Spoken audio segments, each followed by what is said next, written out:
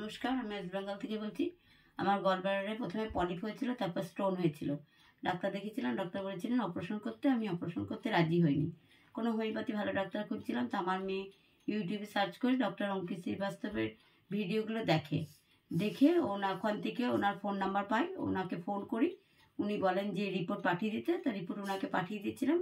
Report পাঠানোর পর উনি কুরিয়ার মাধ্যমে আমাকে ওষুধ পাঠিয়ে দিয়েছিলেন। উনি বলেছিলেন 2 মাস ওষুধ খেলে সেরে যাবে। তা আমি রিপোর্ট পাঠিয়ে দেওয়ার পর উনি আমাকে কুরিয়ার মাধ্যমে ওষুধ পাঠিয়ে দিয়েছিলেন। আমি 2 মাস ওষুধ খাওয়ার পর আমার গলব্লাডারের পলিপটা সম্পূর্ণ ঠিক হয়ে গেছে। তারপরে আবার 2 মাস ওষুধ খেয়েছি। ওষুধ খাওয়ার পর গলব্লাডারের স্টোনও আমার সেরে গেছে। এই যে রিপোর্ট, এটা আগেকার রিপোর্ট। গলব্লাডারের স্টোন পলিপ ছিল। এবার এটা পরের রিপোর্ট। এটা সিটি স্ক্যান করেছি, সিটি স্ক্যানের রিপোর্ট। এই যে এখানে দেখা যাচ্ছে আমার গলব্লাডার সম্পূর্ণ সুস্থ। হ্যাঁ, গলব্লাডার সিটি স্ক্যান করে রিপোর্ট পুরো নর্মাল।